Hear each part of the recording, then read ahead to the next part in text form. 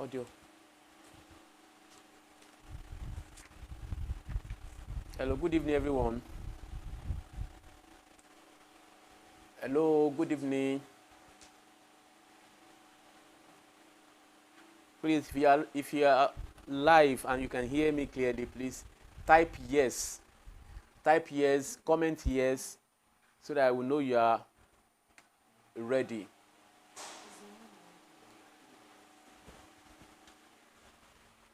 Let me see your comments. Please comment yes. If you can hear me clearly, comment yes.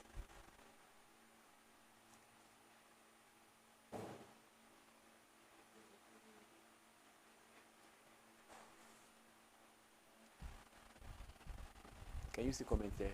Yes. Okay.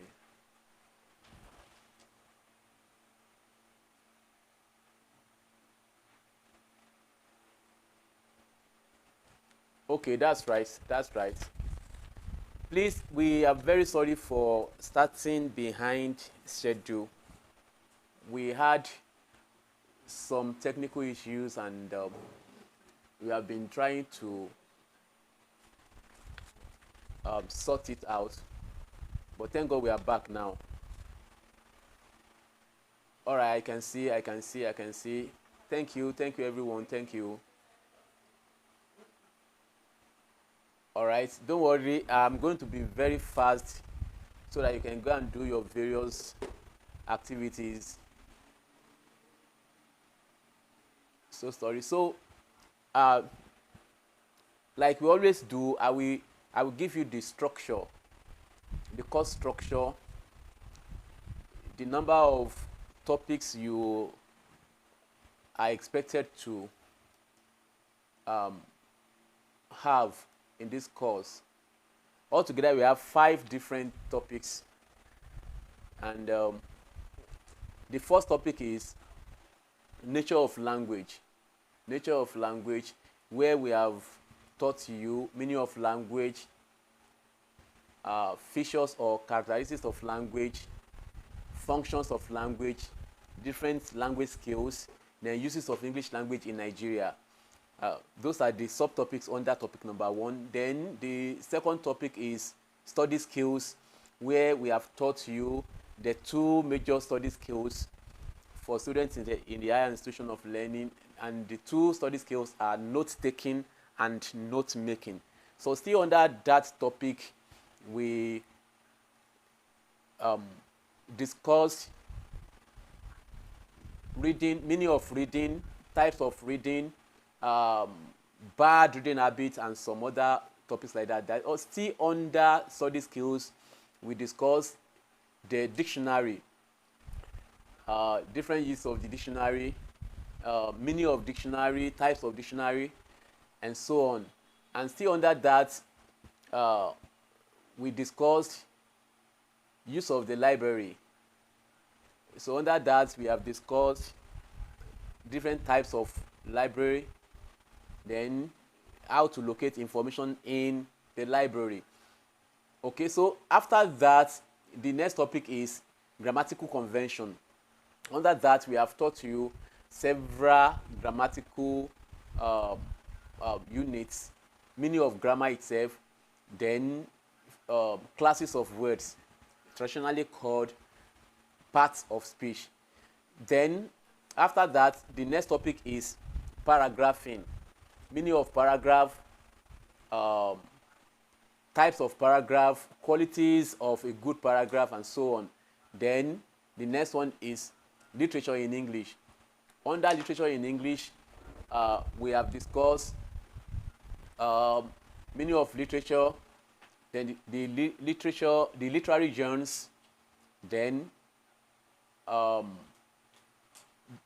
different figures of speech and literary terms, and so on. So the question we are going to treat will cover every aspect of the course. And when we get to a question, each question, I'm going to be explaining some of the important items to you. So I just want you to listen carefully. Any topic that you missed in class, I will discuss them here. Then you'll be good to go for the exam. Okay, so we are now going straight to discussing the past question. The first past question we are going to discuss is 2024-25, just the immediate past question. So that's 2024-2025, and we are going to take one of the options. I think we are starting with option A. Option A. So you will have you already have the past question on the screen. That is 2024-2025, option A. Okay. So if you have said, just comment ready, then we go to the past question straight. Then I will be explaining any new topic or any topic I think I should give more explanation. Then I will do that immediately. All right, ready. Very good. Now it means we are ready. Now let's have the past question in full. Please, Sam. We have it halfway. All right, the past question is already on the screen. I'm starting from question number 1. Okay, let's go, please. Question number 1. Now, this is the structure of your exam. You are going to have section A as objective. The objective is just fill in the gaps. If you notice, you have gaps. You have several gaps. Those gaps, each of them will give you 1 mark. So it means the number of gaps you have to fill will determine the number of marks you are going to get. So 1 gap, 1 mark. So altogether, you must have 40 gaps to fill. 40 gaps to fill, or 40 questions to answer. Then you are going to. It means you are going to supply 40 different answers. Very simple.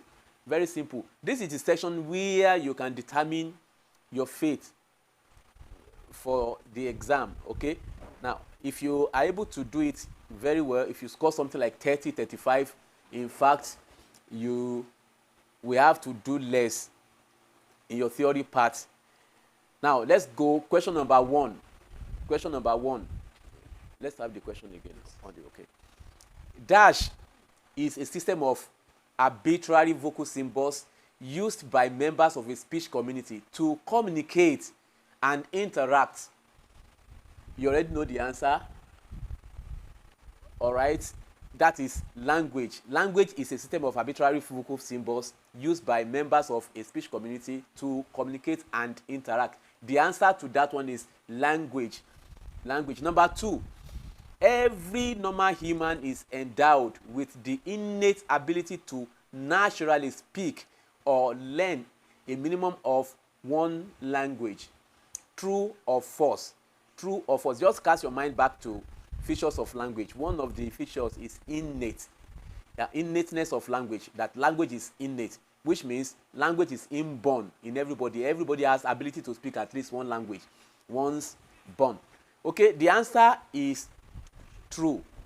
So every normal human is endowed with the innate ability to naturally speak or learn a minimum of 1 language. That is true. Question number 3. Dash and dash are the receptive language skills. All right, quickly, let me explain this to you. Now, for language skills, you remember we have 4 language skills, but they are broadly divided into 2 categories. Number 1, we have receptive skills. Then we have number 2, expressive skills. Receptive skills are those that we use to receive information. And when you want to receive information, it's either you listen or you read. So reading and listening are the 2 receptive skills in any language. But the other 2, which are expressive skills, they are used to express your opinion, your feelings, your thoughts. So we call them expressive skills, and they are just 2. It's either you write to express yourself or speak to express yourself. So we have, for receptive skills, for expressive skills, we have speaking and writing. So for this question, dash and dash are the receptive language skills, which means skills that we use to receive information, they are reading and listening. So those are the two receptive skills, reading and listening. Did you get that right? Listening and reading are the two receptive skills. Then number 4, question number 4. Okay, question number 4. The process of developing collected facts from a lecture into a more meaningful and detailed form for future use is dash. The process of developing the notes you have taken in class into readable form. If you remember, that is note making. That is note making. So the answer to number 4 is note making. The process of developing collected facts from a lecture into a more meaningful and detailed form for future use is note making. Note making. The other one is note taking. That is what you do in class. That gives you ability to jot down important ideas in class. That is note taking. The one that will follow that is note making after class. Then you develop the notes. Number 5. Some uses of the dictionary are dash, dash, and dash. We have several uses of the dictionary. What do we use dictionary for? Many of you don't know that apart from checking meaning of words, we also use dictionaries for some other purposes. Now, for example, we use dictionary to check meaning of words. That is number 1. Number 2, we use dictionary to check spellings of words. That's number 2. Number 3, we use dictionary to check the correct pronunciation of words. That is the transcription. Most dictionary will have the translation of the exact word you are checking there.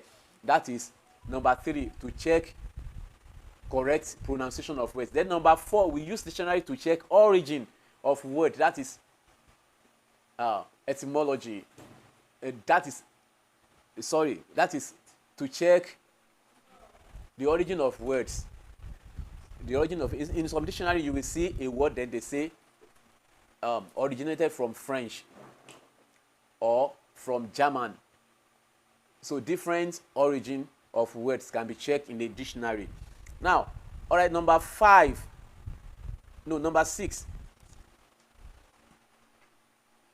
Yeah, fine. We use to check spelling, to check pronunciation, to check word origin, then to check meaning. Those are the uses of dictionary. Number 6, dash is the process of recognizing and understanding the nature of the linguistic symbols that constitute a written language. The ability to recognize and interpret symbols. What is it? Anyone? Anybody? Number 6, dash is the process of recognizing and understanding the nature of the linguistic symbols that constitute a written language. That is,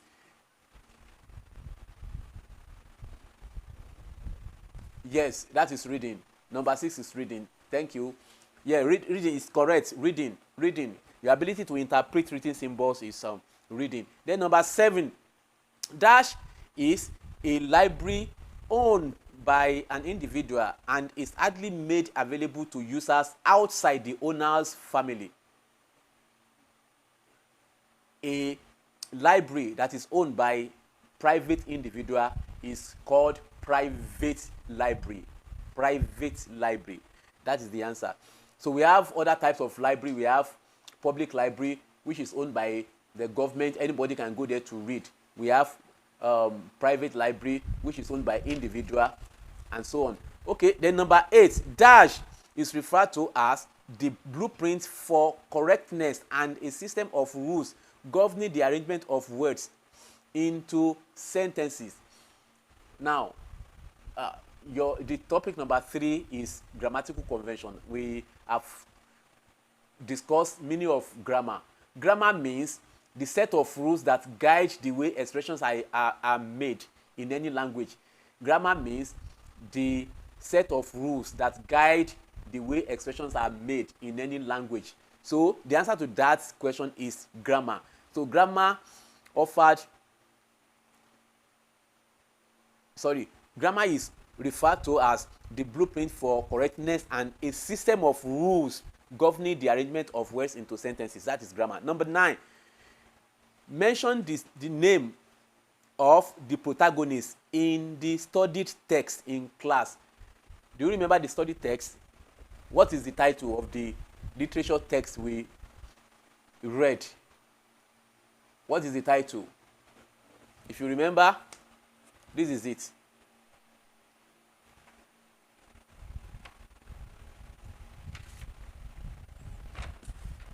Okay, so that is the literature text that we read in class. So the answer now, mention the name of the protagonist in the study text in class. All right, let me quickly explain something to you. In literature, we have three genres of literature: drama, prose, and poetry. Now, the one we study in class is one of the three genres of literature. Prose is any story that is written in chapters. Prose is any story that is written in chapters. That is using narration to tell story. That is for prose. And it is written in chapters. But that is different from drama. Drama uses act and scene to develop a story. And it is the major instrument of drama is conflict, so which is different from prose. So in any story, there will be protagonist and antagonist. Protagonist is the person who is trying to do what the audience would like, who actually have everything that the audience would desire.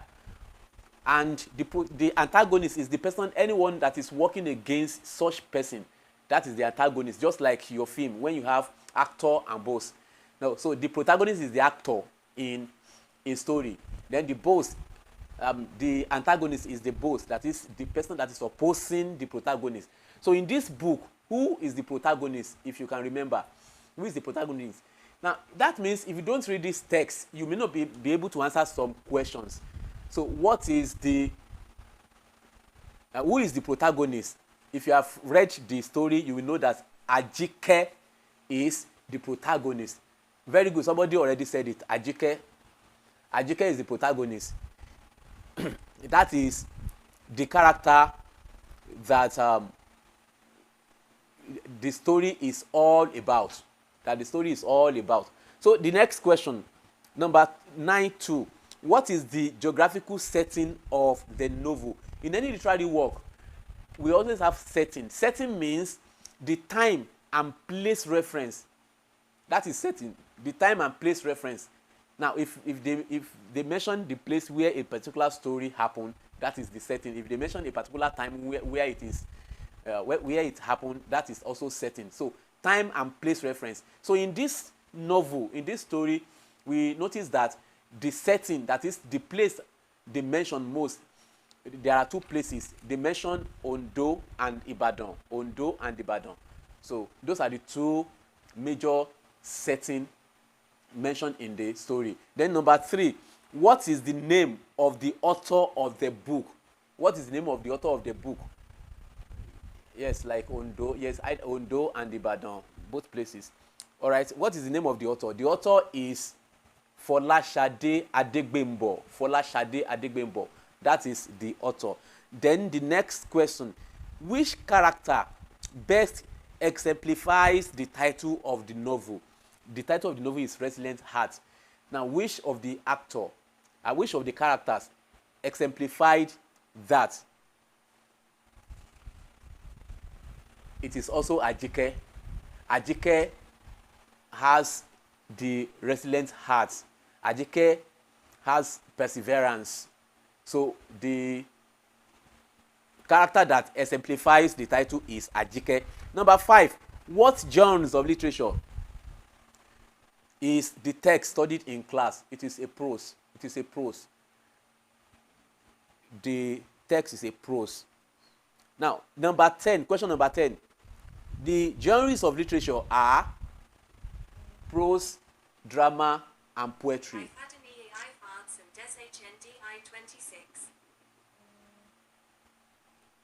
All right, sorry. Number 10. The genres of literature are prose, drama, and poetry. Prose, drama, and poetry. Those are the 3 genres of literature. Number 11. Dash is the sentence that contains the controlling idea of the whole. That is, a summary of an introduction to the paragraph depending on where it occurs. Let me quickly explain this to you. Everybody, please listen. This is very important. This aspect is very important. I want to teach you about paragraph. So that's question number 11 is about paragraph. You must understand what paragraph means. Paragraph is described as a unit of thought. Now, it is also described as a set of interrelated sentences that expresses only one idea in a write-up. That expresses only one idea. So a unit of thought, that is what a paragraph is. So whenever you have a passage or a write-up, now the ideas in that passage or write-up or essay will be divided into several paragraphs. So each paragraph will contain a unit of thought. It's already on silent, but let me know why. Each paragraph will contain a unit of thought. Each paragraph will contain a unit of thought. Now, so the answer to that question is topic sentence. So let me teach you about topic sentence. Now, paragraph has what we call a topic sentence. In any paragraph, there will be a particular sentence that will summarize what the paragraph is all about, that will introduce you to what the paragraph is all about. We call it topic sentence. That is the most important sentence in any paragraph. Who is this, please? Hello. I'm in a class, please. You are disturbing the network.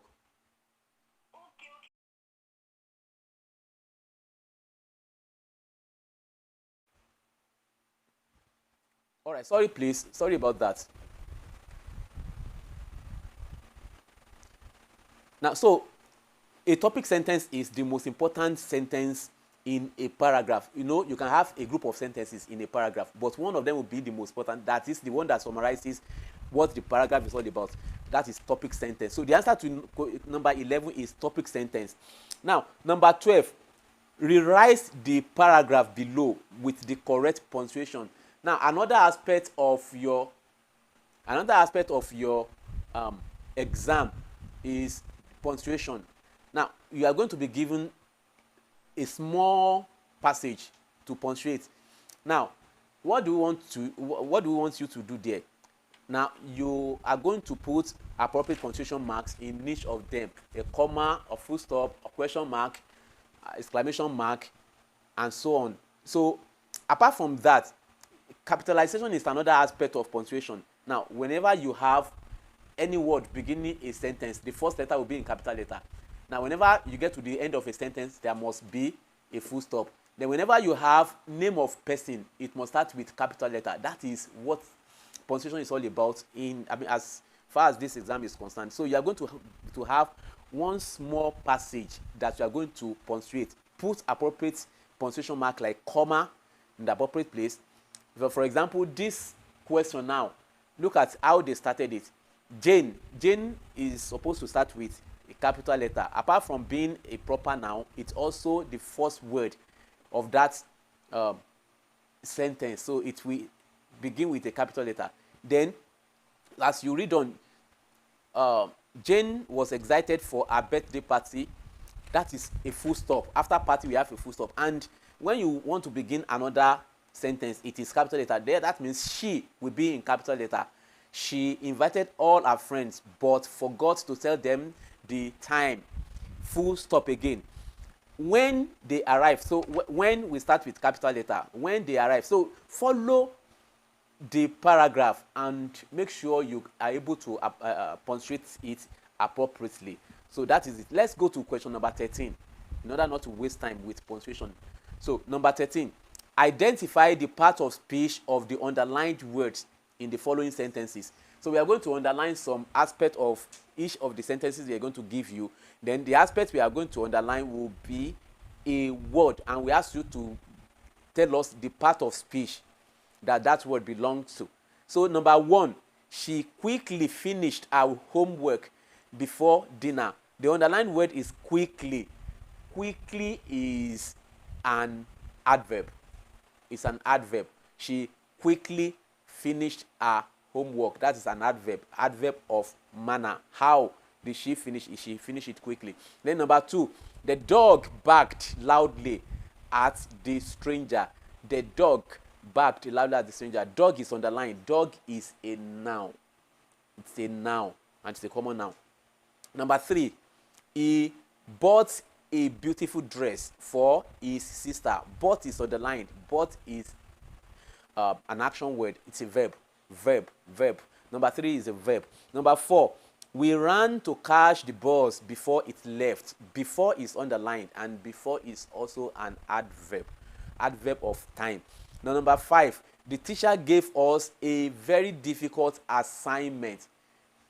The teacher gave us a very difficult assignment. Difficult is an adjective qualifying assignment. What type of assignment? Difficult assignment. That is an adjective. Number 14, question number 14. Hope I'm not too fast, please. Just follow. All right. Number 14, dash, dash, and dash are qualities of a good paragraph. Dash, dash, and dash are qualities of a good paragraph. Okay, so we have several qualities of a paragraph.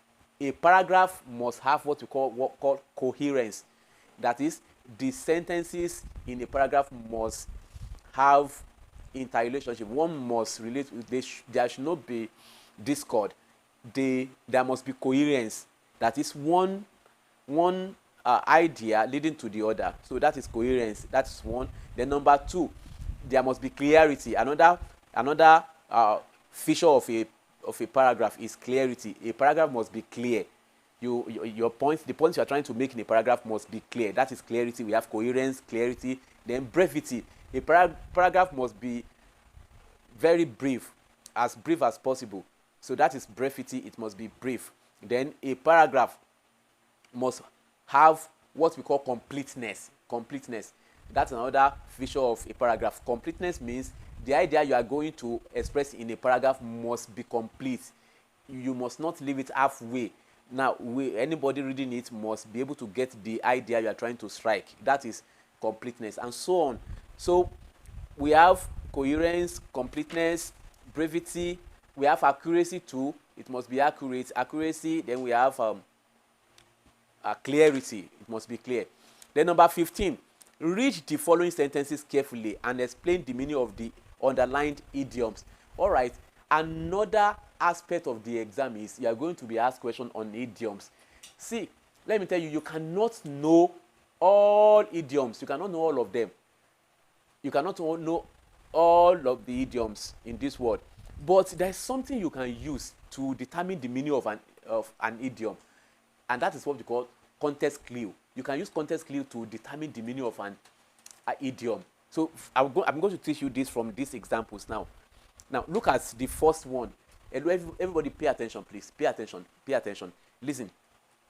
Whenever you see idioms used in a sentence, don't run away from it that you have never seen the idiom before. You can determine the meaning from the way it is used.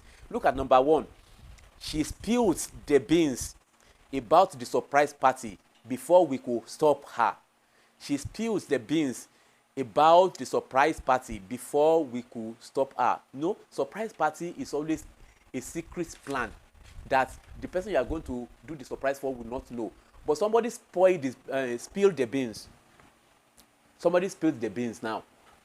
That is what people have been planning. Somebody has revealed it. That is what it means.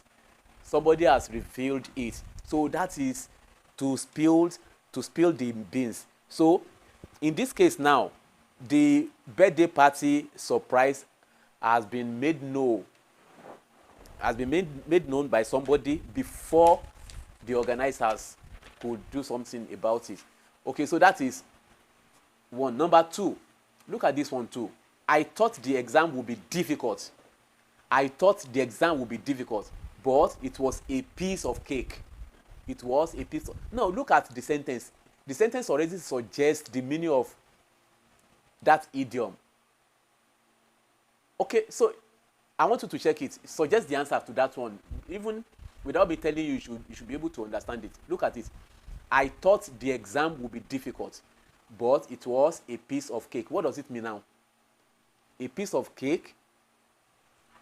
Look at the first part of the sentence. I thought it would be difficult, but it turned out to be a piece of cake. That it means anybody, and let me see.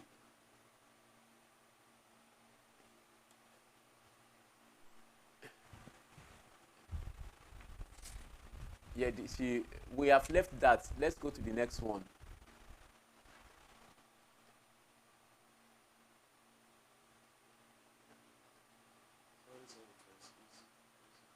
All right, it was easy. That means the exam is simple. The exam is not difficult. That is good. You see, now you can, without knowing the meaning of the idiom before, you can suggest the meaning from the context, that is from the way it is used in the sentence. Very good, very good. Let's go to the third one. Number 3, I was feeling under the weather. So the idiom there is feeling under the weather.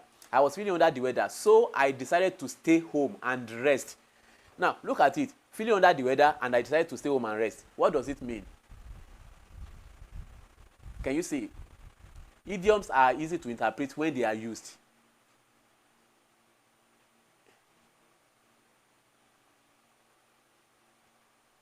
Okay, the answer to that one is that the person is not feeling fine. The person is not feeling well.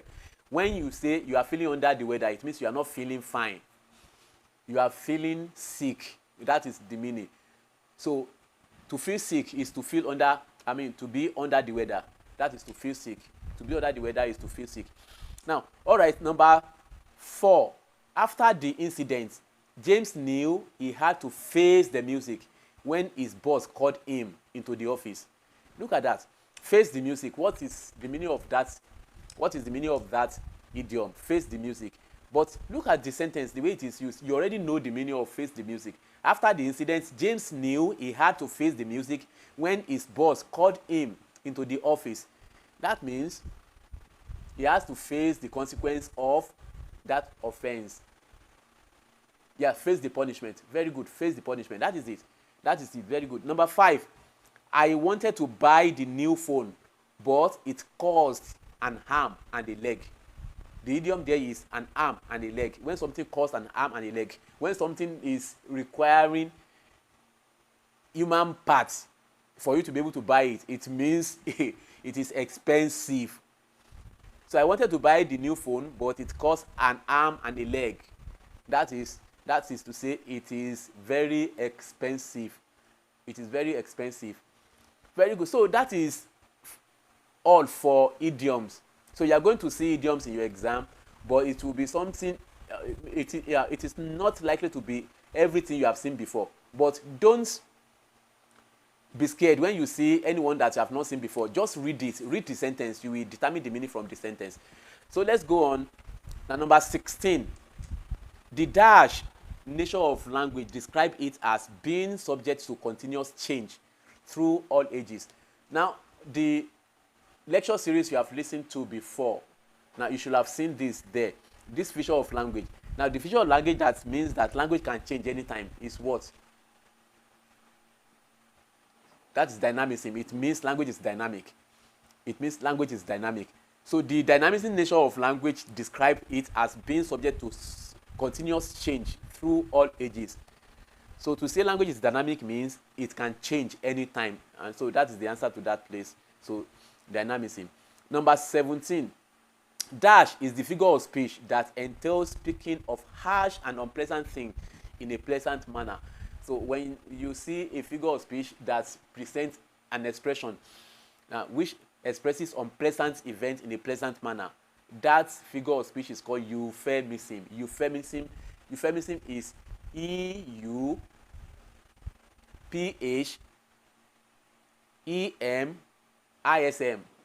That is euphemism. Euphemism. So to present an idea that is not pleasant, that is harsh, in a pleasant manner is euphemism. Now, don't forget to read more about your figures of speech. Let me remind you of some of them. Euphemism, very good. Now, let me remind you of some of them. We have oxymoron, which means using two opposite words side by side in an expression. For example, when we have something like bittersweet experience. Bittersweet is euphemism. When we have something like a beautiful nonsense, that is euphemism. Something cannot be beautiful and it will be nonsense. I say somebody is a brilliant fool. John is a brilliant fool. Brilliant, to be brilliant means that person is not a fool. But when you say brilliant fool, it is it is oxymoron. So oxymoron means using two opposite words side by side. Then personification is when you give attributes of human to something that is not human. When you say the tree is dancing, or the leaves are waving their hands, and so on. So that is personification. Then we have paradox. We have exaggeration. That is hyperbole. So hyperbole is when you exaggerate an idea. For example, when you say somebody ate a mountain of eba, or you say somebody ate the whole house, or somebody can eat the whole house, that is exaggeration. That is hyperbole. So that is all for section A. That is section 1, which contains objective questions. So let's go to section B now. Section B. Section B. You are going to answer questions from section B. Every other section, section B and section C, you are going to answer one question each from them. So section B is on language. Now, we have discussed a lot of things about language, meaning of language, features or characteristics of language, language skills, and uses of English language in Nigeria. You are going to answer questions within those 4 aspects of language. So in this question now, define language. Define language. That is, what is language? Language is a system of sounds and symbols used for communication in human community. System of sounds and symbols used for communication in human community. That is language. Then question number 1B. Explain 4 characteristics of human language. See, this is very simple. Features of language, characteristics of language. Can you remember most of them? Can you remember most of those features of language, characteristics of language? Number 1, language is innate, which means everybody is born with ability to speak at least one language. That is, language is innate. Then language is arbitrary. We give names to objects without making reference or having consideration for the look of the object. So names are given arbitrarily. Very good, arbitrary. Language is also symbolic. We use symbol to represent the sound we make in language. Language is symbolic. Language is systematic. Language has 2 broad systems: system of sound and system of meaning. That is, language is conventional. Very good. You have been mentioning them. That's very good. That's very good. Language is conventional. Language is culturally transmitted. Very good. Okay, so let's go to the next question. That's very good. Okay, let's go to section C. Oh, no. Okay, C on section B. Question 2A. What is a paragraph? What is a paragraph? I've explained it the other time. A paragraph is a set of interrelated sentences logically arranged to form an idea, just an idea. So some people will say it's a unit of thought or unit of idea. That is what paragraph is. A unit of thought or a unit of idea, or a group of interrelated sentences logically arranged to form an idea or a thought. That is paragraph. You can listen to this lecture again, or you can jot some things down as I'm saying them. So for number 2B, list and explain 4 qualities of a good paragraph. I've explained it the other time. Quality of a good paragraph. A paragraph must be clear. That is clarity. It must be clear. Your explanation in the paragraph must be clear. Number 2, coherence. Your sentences must have coherence. That is, they must have interrelationship. That is, there should not be discord. Then another feature is that there must be brevity. It must be brief. Your paragraph must be brief. Don't forget, You have other things to see, you have other ideas to express, and you should not waste time, your own time and the time of your reader, in just one paragraph. So you must be brief. Then your thoughts, your idea must be complete. So that is completeness. Now, I will mention those qualities again: brevity, coherence, clarity, completeness, and accuracy. Information must be accurate. Information you are giving in your paragraph must be accurate. Okay, so those are qualities of a good paragraph. So let's go to section C now. Section C, you are going to answer one question from this section too, but we are going to go through the two questions there. Now, that is literature aspect. Now, any question we give you, we expect you to make reference to Resilient Heart. That is the literature text we have read in class. Resilient Heart. Make sure you make reference to it. Make reference to that literature text whenever you are answering any question from this section. So section C, number 1, with reference to the literature text studied in class, that is Resilient Heart, write short notes on any four of the following. Write short notes on any four of the following. So this will give me opportunity to explain each of the following to you in literature. Plots. Plots in any literary work, especially a story, means the sequential arrangement of the story line, the sequential arrangement of the story line from A to Z in that story. So that is the plot, how the story is arranged, how it is formed. That is, some people will have it arranged chronologically, that is following time pattern, or some people will arrange it sequentially, that is one event leading to the other. So, but in a story, the arrangement of the storyline itself is called the plot. The plot. The protagonist. Protagonist is that character that takes the leading role in a story. That character that takes the leading role in a story it is the character that the audience will always support. It is the character that is trying to do what the audience would like in the society. It is the character that will project the mind of the author. Now, that is the protagonist, always trying to do what is right.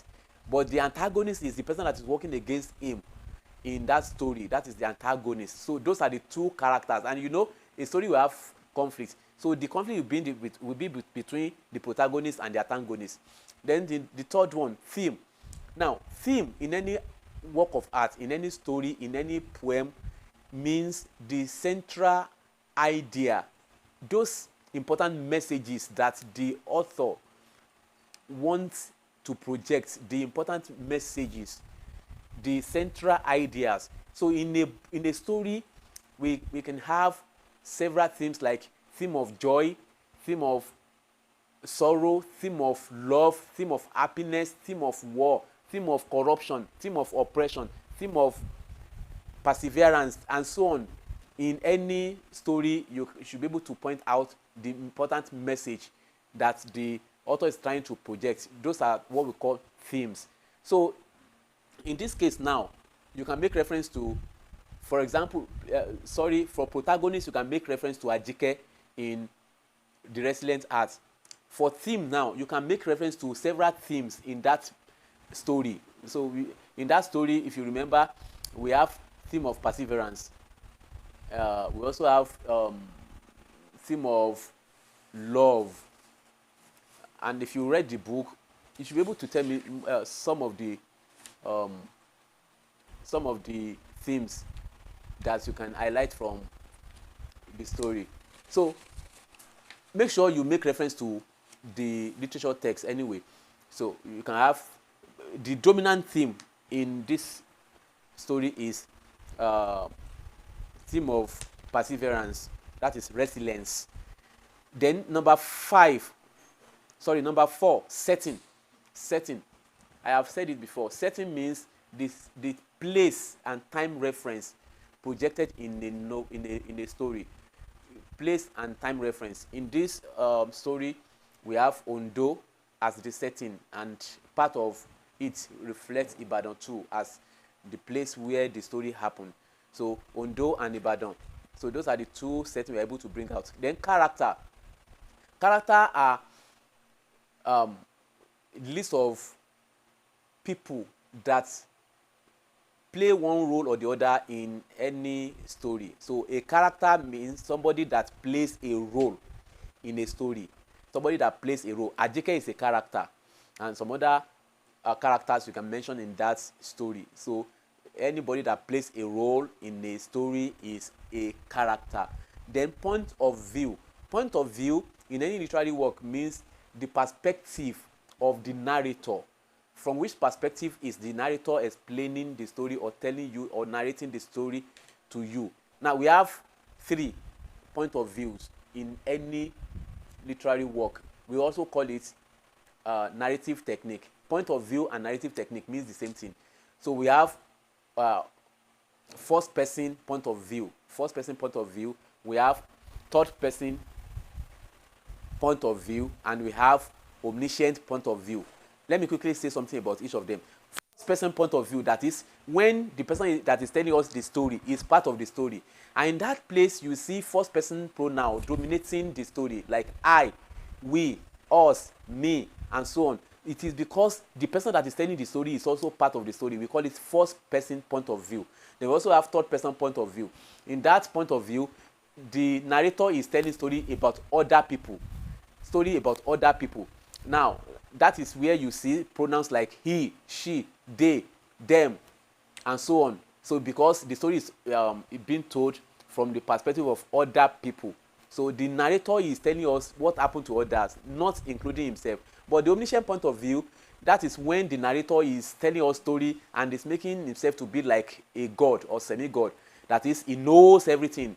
To be omniscient means to know everything. So a narrator that knows everything will tell you what happens even in a well that is covered when somebody is not there.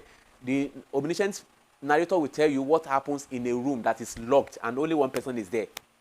And the narrator will be telling you what is happening with the person in the room.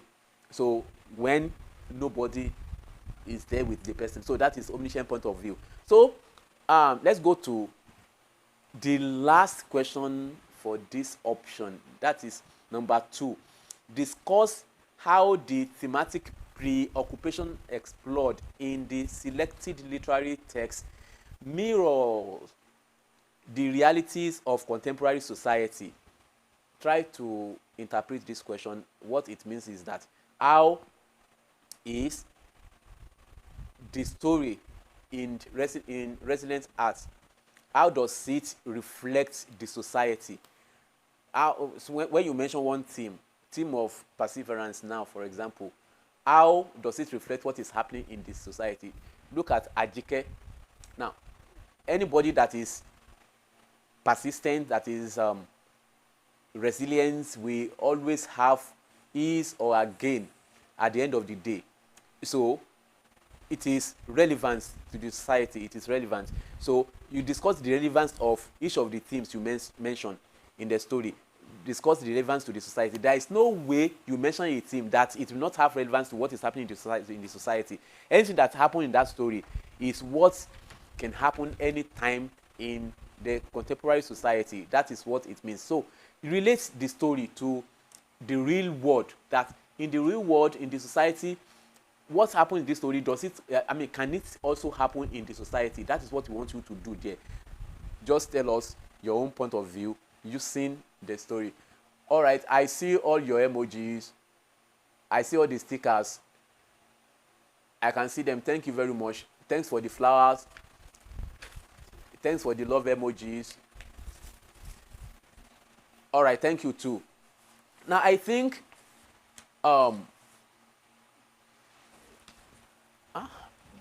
Kisam, can we rush through the second question? Let's rush it. Now, let's quickly have the first question. Now, don't ask question now. When we are getting to the end of this second option, now you can now ask your question. If you have question, you can ask. So let's quickly go through the second option. Okay, question number 1. All right, you can listen now. Please listen. I've seen your stickers. Please, let's listen now. Let's listen now. Question number 1. Dash is the central message of a literary work. Oh, you already know that answer. We just discussed it now. Theme is the central message of a literary work. That is theme. Theme is the central message of a literary work. Number 2, dash simply means the natural endowment of an individual to speak or learn a minimum of one language. What is that? That is innateness. That is innateness of language. Innateness of language means that it's a natural endowment of any individual to speak or learn a minimum of one language. That means language is innate. The answer to number 2 is innateness. Now, number 3, the sequence of events in literary work is technically called plot. I have discussed it in the first option. The sequence of events in a literary work is technically called plot. Number 4, a dictionary that gives information on synonyms and antonyms of words is called, I want you to say that answer.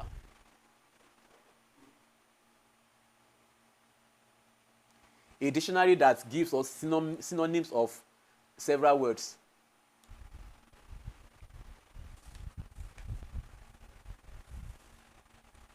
The answer is thesaurus. Thesaurus gives synonyms of different words. So there is a dictionary like that the only use is to give you the synonym of a word. We call it thesaurus. Such dictionary is called thesaurus. Thesaurus is spelled as Thesaurus.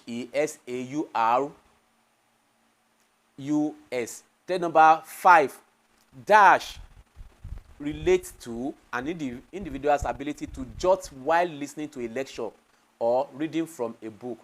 You already know that is note taking. That's note taking. Number 6, dash is a book of reference that contains maps of different countries of the world. That is atlas. You remember that? Those of you that did geography also.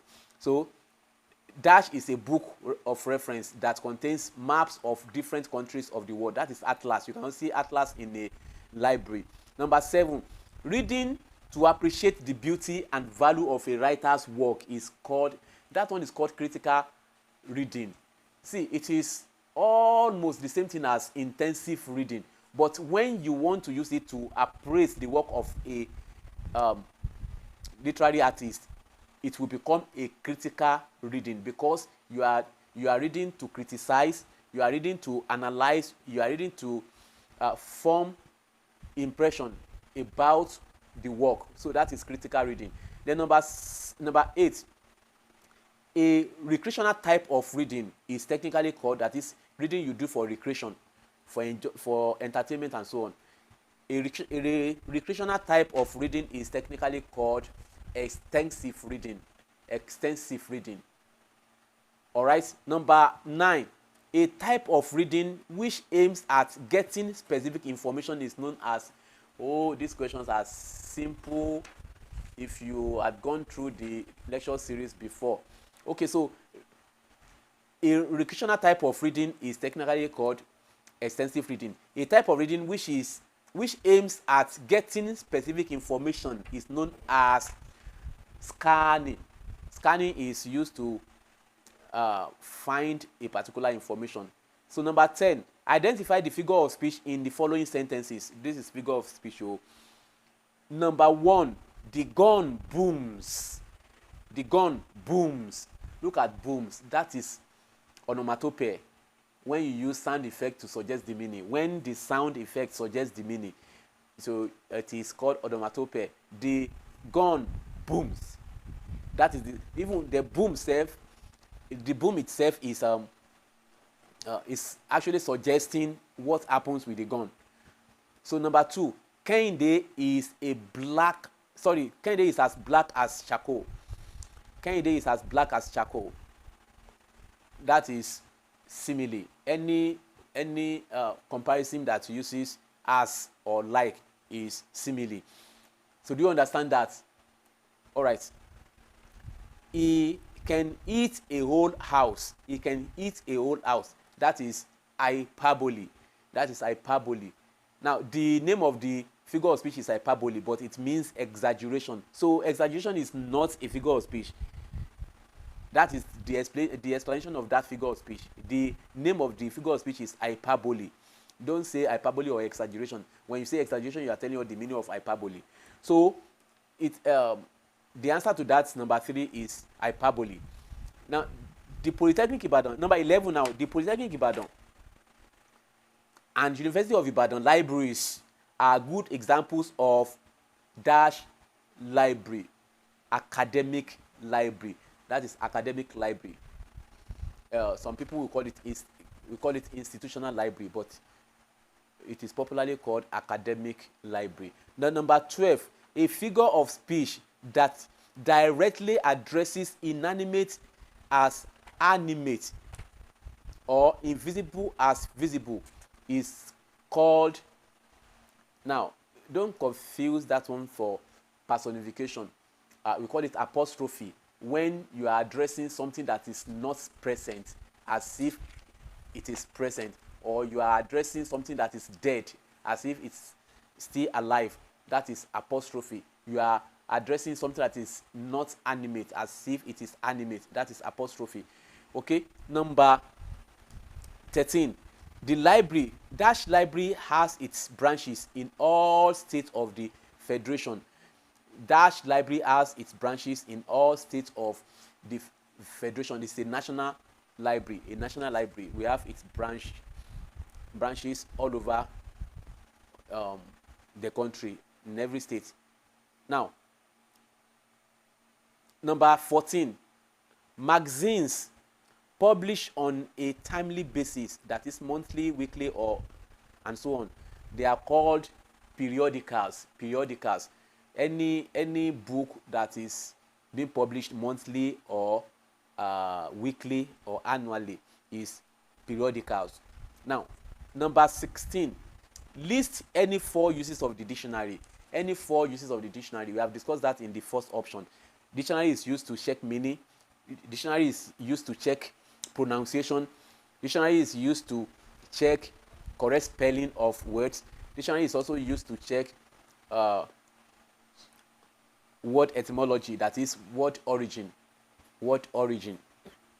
Then number 17, dash is the science of the structure of a language, rules and principles which make it generally acceptable by the community of users. Now, we are still referring to a set of rules that govern the way expressions are formed. That is grammar. So the answer to that 17 is also grammar. Grammar is the science of the structure of a language, rules and principles which make it generally acceptable by the community of users. That is grammar. Number 18, dancing is my hobby.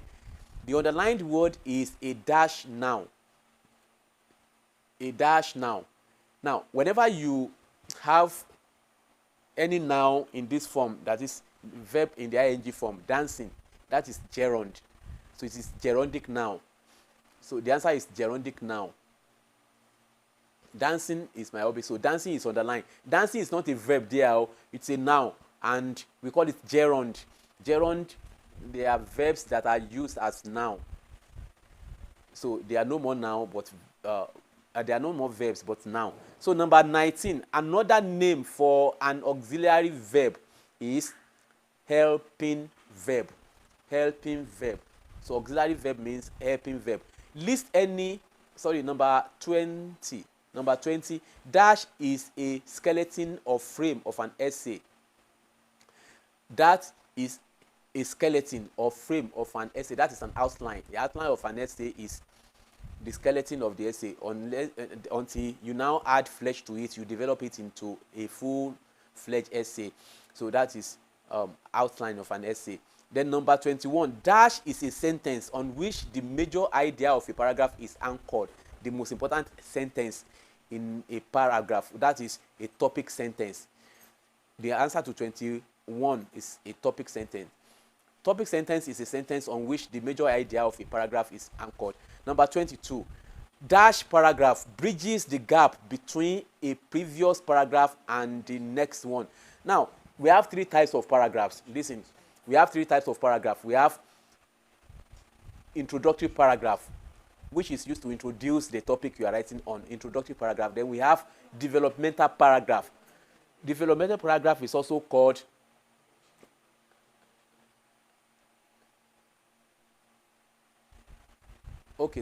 we have developmental paragraph. Then we have concluding paragraph.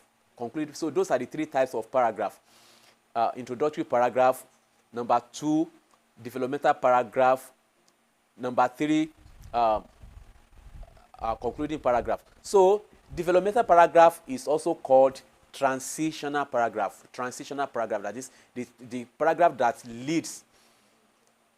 bridges the gap between the previous paragraph and the next one. So that is transitional paragraph or developmental paragraph. Transitional paragraph or developmental paragraph. So there are only three types: introductory paragraph, developmental paragraph or transitional paragraph, and the concluding paragraph.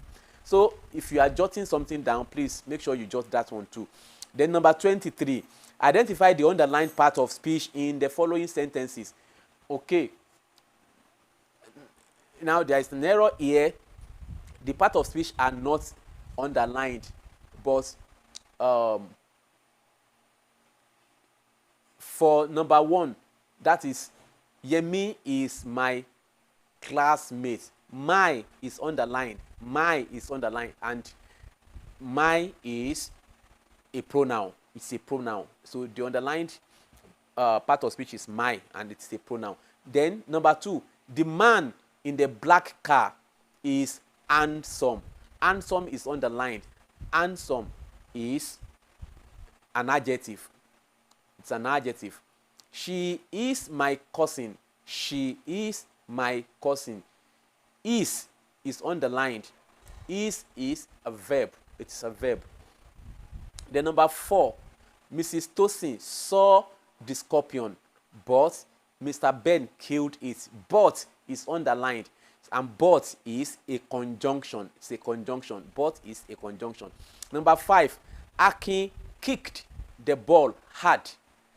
Akin kicked the ball hard. Hard is underlined. Hard is an adverb. How did he kick the ball? He kicked the ball hard. That is adverb of manner. Okay, number 24, the language skill required for recognizing and interpreting written symbols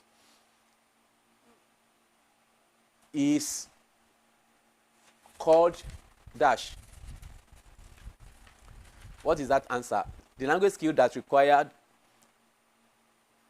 the language skill required for recognizing and interpreting written symbols is known as reading. That is reading.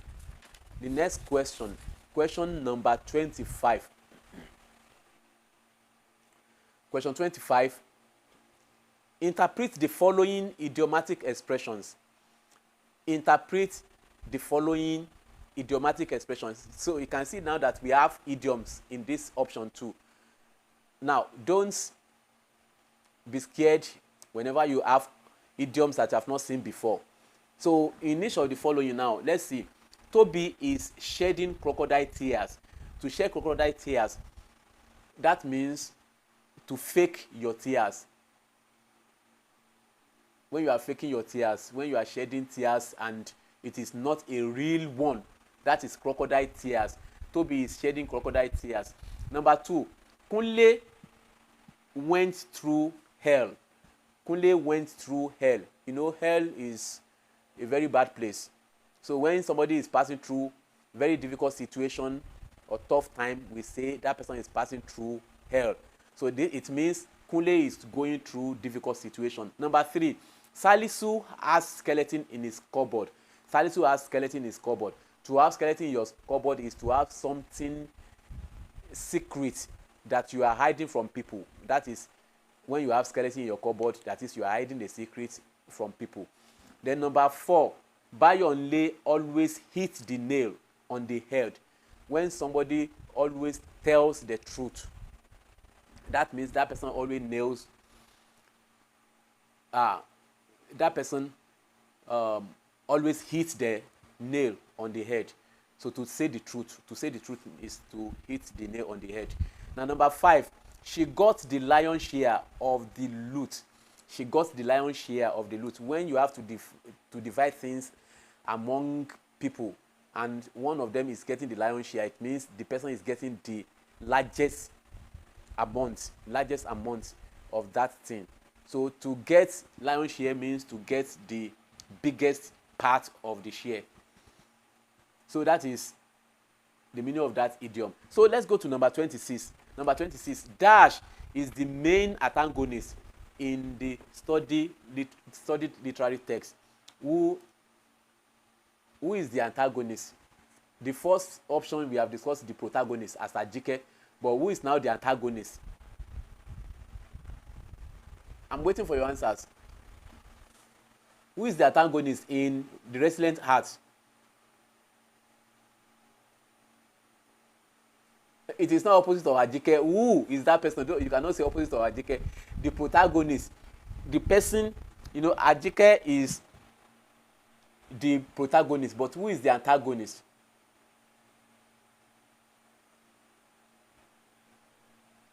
The husband.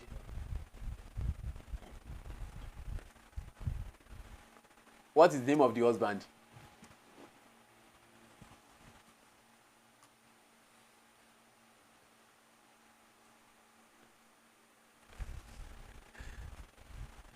Okay, the next question.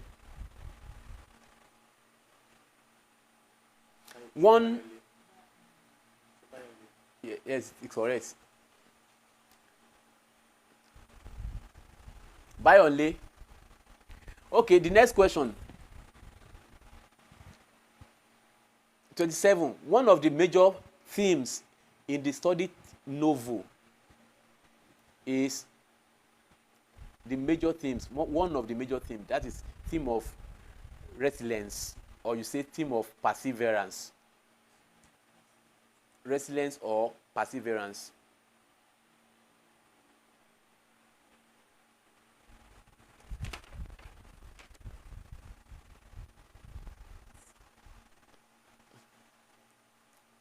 But the other themes you can refer to in that novel, we have theme of parental love. There is theme of parental love. Then we have theme of domestic violence.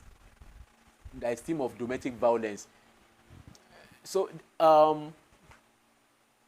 somebody is still mentioning Bayonle. Akanji is the antagonist. Akanji is the antagonist.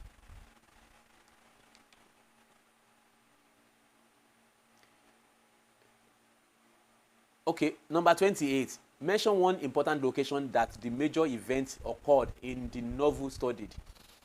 That is Ondo. Mention one important location. That is the setting, the major setting. We have other minor setting like Ibadan, but the major setting is Ondo. So that is all for the objective part. The section B, language and language skills. Question number 1. You are going to punctuate that passage there. So you are going to be given a passage, then you are going to punctuate. I don't want us to waste time on that. Then section C, literature. Now look at the question here. Folashade Adegbembo's The Resilient Heart reflects happenings in the society. Discuss 4 themes with close reference to any of the. This session we used 2 different texts. That is The Resilient Heart and The Lecturer by Gani Komolafe. But this time around it is only Resilient Heart. So the question here is now saying that you should discuss you should discuss 4 themes with close reference to The Resilient Heart. I have mentioned several themes. Theme of parental love, theme of resilience, theme of perseverance, theme of domestic violence. We have several themes. If you have read it, you can talk of several themes. That is the central messages those messages that are very important, the author is calling your attention to. So we have domestic violence, resilience, perseverance, parental love, and so on. So question number 2. Folashade Adegbembo's The Resilient Heart and The Lecturer by Gani Komolafe encapsulate various themes to show the picture of the world in which we are living. Identify and discuss any 5 of the themes with close reference to the same thing you are going to do. Just mention one theme, then tell us how that theme has something to do with the contemporary society. Now you will see that most of the questions have similarities, and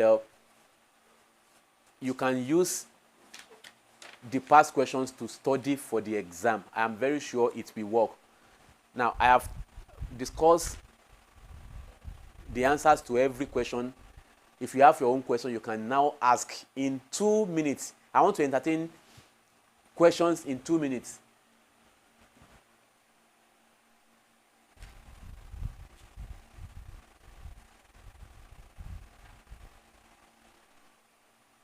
Hello, you don't have to screen record. You can always get back here. This video will be reposted immediately this night if you want to go through. And for those of you that are having your exam on Tuesday, the video will still be on for you to go through it again even tomorrow. And for those of you that will still have to go back to it, it will still be in the channel. Just go back there. And the best way to go about it is for you to subscribe. Now you will always see it whenever we post new videos on academic work here. You will see it immediately.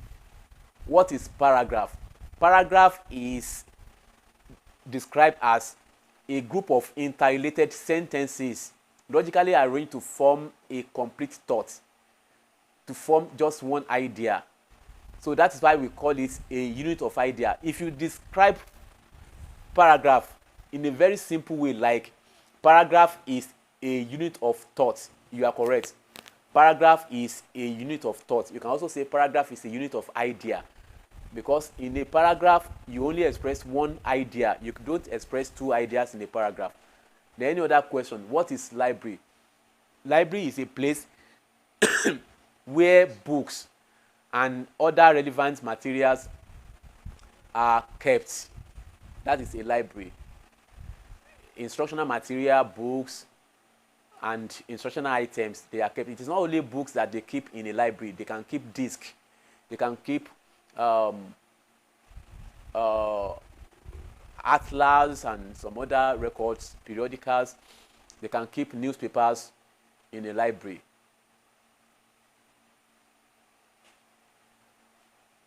Types of library. We have private library, national library, we have academic library or institutional library, and so on.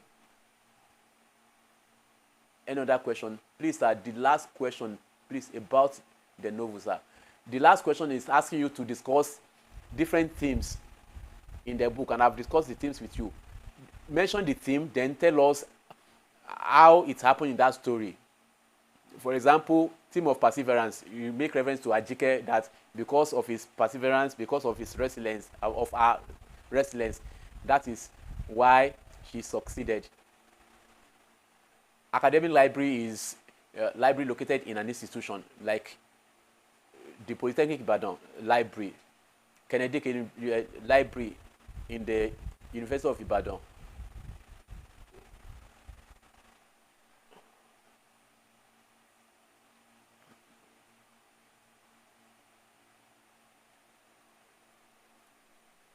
Okay, all the questions I'm seeing here, I've explained them already. Right.